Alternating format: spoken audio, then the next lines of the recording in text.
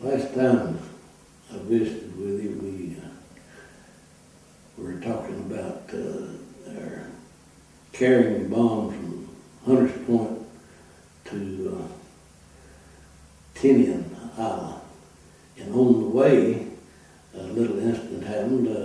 I was in the mess hall and just standing there thinking about having a cup of coffee, and about that time the ship went to the side, and all the dishes in the compartments, the chiefs fell on the floor, the captain's radio hit the deck. I grabbed and held on to the pole in the middle of the mess hall, and finally then it righted itself, and nobody knew what in the world had happened.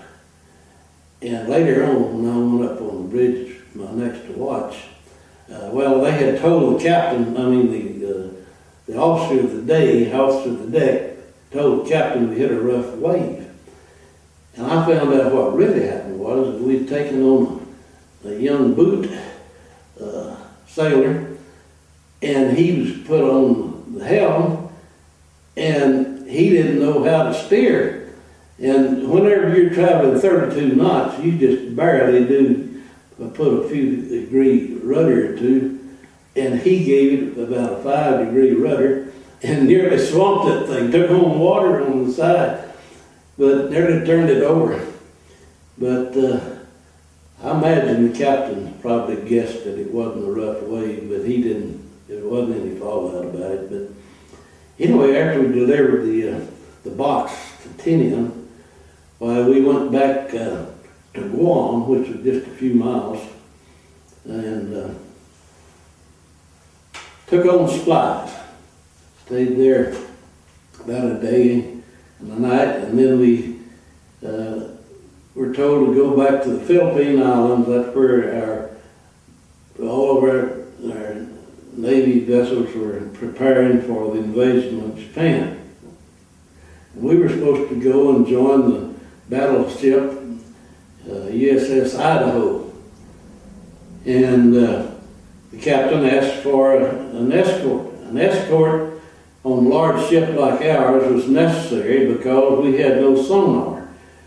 Now, we had radar, we could detect airplanes, but we couldn't detect a submarine if there's 10 of them around us. But for some reason, they said there wasn't one available, and we'd be all right, just head out and gave us the course.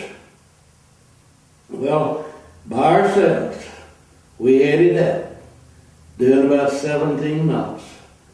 And it was hot during that time. It was in July, and we had been, there wasn't any air conditioning, just air vents, and everybody was hot, and they were sleeping up on deck, and the captain let them open up the hatches and get more air in the ship, and we were going about 17 knots, and we got into some real kind of rough water. The overcast was so black you couldn't see your hand in front of your face hardly. It was tremendously dark, heavy clouds. Well, I had the midnight watch, and just as I went on watch at midnight, the clouds beginning to break a little bit, and the moon would come through, and you could see a little bit, and then it's black, dark pitch again.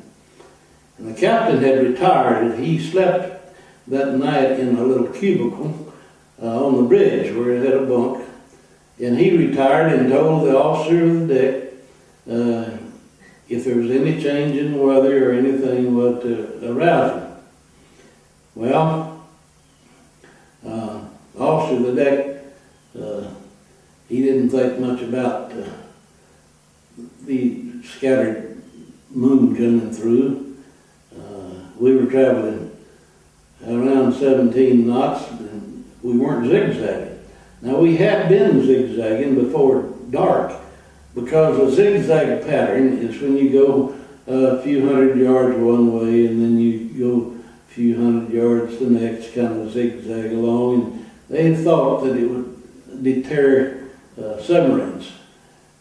But as I'll tell you next time,